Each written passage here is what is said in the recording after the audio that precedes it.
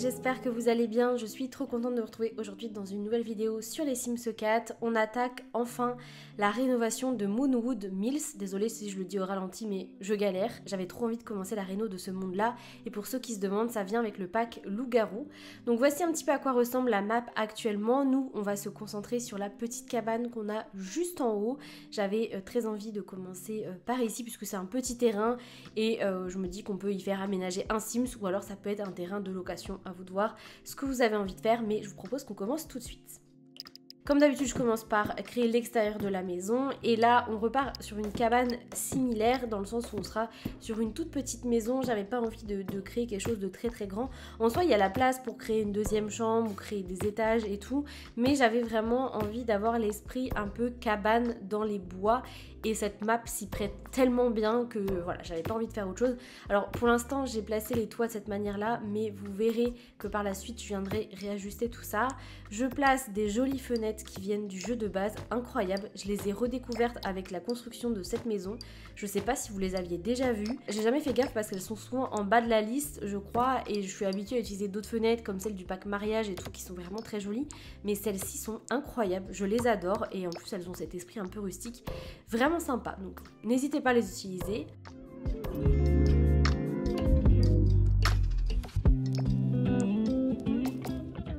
Je délimite un petit peu les pièces intérieures pour pouvoir aussi placer plus facilement mes fenêtres. Vous le savez, j'aime bien faire ça. Je fais ça dans toutes mes constructions. Je commence à créer l'extérieur et au fur et à mesure, je viens créer un petit peu l'intérieur pour pouvoir avoir des idées d'emplacement. On retourne du coup à l'aménagement du terrain. Là, j'utilise pas mal de choses qui viennent du débogage avec le pack Loup-Garou. Je vous mettrai les codes pour y accéder dans la barre d'information. Le débogage, en gros, c'est tout ce que les créateurs du jeu vont utiliser pour créer les décors que vous avez dans chaque monde. Ce qui est cool, c'est que vous pouvez retrouver les éléments qui servent à décorer votre ville et les intégrer dans votre jardin. Je trouve que ça donne un petit côté réaliste vraiment sympa. Par exemple, les barrières que j'ai utilisées se trouvent juste à côté de mon terrain. Du coup, ça rajoute un peu d'unité entre mon terrain et ce qu'il y a autour et ça donne cette impression que c'est vraiment intégré dans le décor. On attaque la création intérieure et je commence par poser du bois au sol et sur les murs. Voilà, on veut quelque chose de rustique, on veut une cabane. Je trouve qu'il n'y a rien de mieux que ce genre de déco là. Et je place la cuisine qui vient avec le pack d'extension via la campagne. Je trouve qu'elle est vraiment trop jolie en marron comme ça. Je place un évier qui vient avec le pack écologie, je crois, il me semble, à vérifier. Mais je voulais avoir un évier qui dénote un petit peu du reste pour faire comme si on avait retapé la cuisine et on avait utilisé ce qu'on avait sous la main. Voilà, j'aime bien cet esprit-là dans ce style de décoration-là.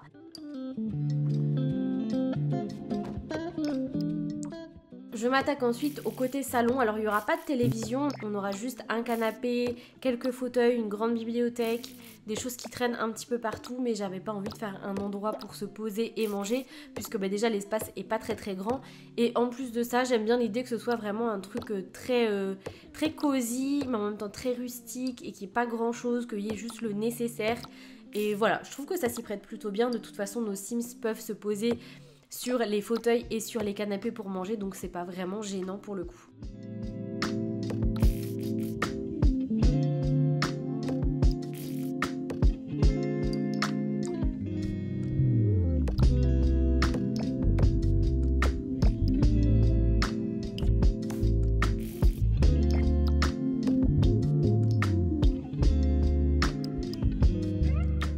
On passe maintenant à la chambre. Alors là, vous le verrez à la fin, j'ai changé finalement les lits mezzanine parce que ça ne fonctionne pas. Je sais pas si c'est moi qui ai un bug, mais je n'arrive pas à faire dormir mon Sims en bas du lit. Alors j'ai enlevé toutes les décos que j'avais mis autour, mais finalement ça ne marche pas. Donc j'ai préféré opter pour un lit basique, tant pis, ça casse un peu ma décoration. Si jamais vous avez envie de mettre 2 Sims dans cette maison, eh bien vous pouvez mettre un lit de place ou réagrandir un chouïa la cabane ou alors enlever le bureau. Bref, il y a moyen d'aménager ça un petit peu mieux si jamais vous en avez envie. Mais sinon, dans la chambre, globalement, je mets le lit, des petits détails. D'ailleurs, je rajoute des détails de lanterne partout, des papiers qui traînent, tout ce qu'il y a d'utile dans une petite chambre. Et franchement, ça fonctionne plutôt bien. D'ailleurs, dans toute la maison, je vous l'ai pas montré, mais là, je suis en train de le faire dans la chambre. Je rajoute des petits éléments qui viennent détériorer la tapisserie, le sol, des toiles d'araignée, etc. pour donner cette impression de vieille cabane, en fait. Je trouve que ça rend vraiment bien.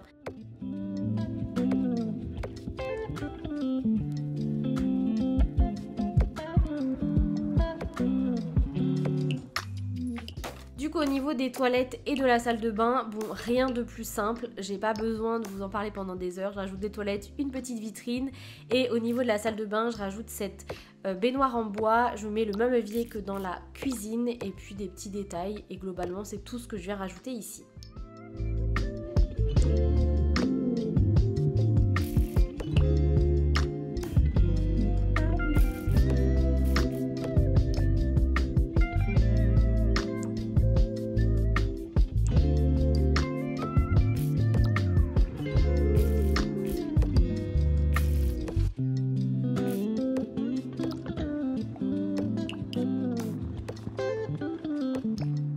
Du coup voilà le résultat final de cette petite maison. Franchement je l'aime beaucoup, comme vous voyez j'ai changé le toit de sens. Je trouve que ça fait vraiment plus cabane comme ça. J'aime beaucoup le fait que ce soit vraiment intégré dans le décor. J'adore le petit détail ici avec le vélo, les barrières des deux côtés. Je trouve que ça donne vraiment un côté réaliste assez chouette. On a vraiment cette impression de lien entre le monde et la maison, qu'il n'y a pas une différence. Donc voilà au niveau de l'entrée, donc ici on a une pièce qui vient séparer toutes les différentes pièces de la maison.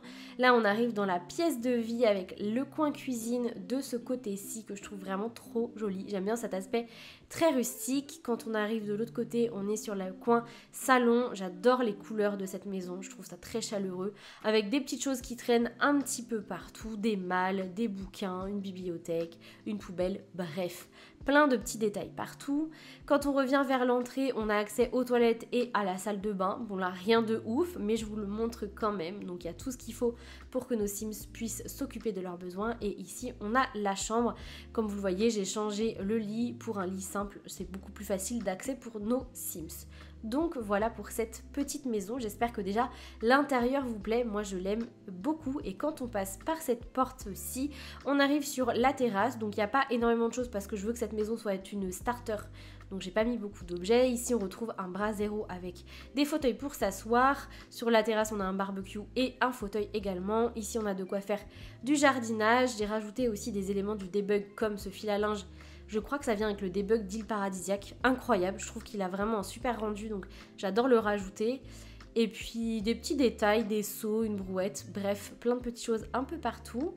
De l'autre côté, on retrouve encore des éléments du debug avec du bois, un endroit pour stocker le bois pour la cheminée. Et vous l'avez vu, j'ai rajouté une petite terrasse où j'avais mis un télescope et finalement je l'ai enlevé parce que la maison me coûtait trop cher comme vous le voyez. Je voulais que ce soit une starter. Du coup voilà pour cette première vidéo sur ce monde-là, j'espère que ça vous a plu, moi je me suis éclatée à créer ça.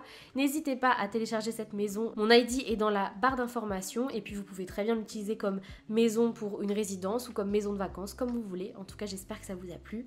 Moi je vous laisse ici, on se retrouve très vite pour la suite. Salut!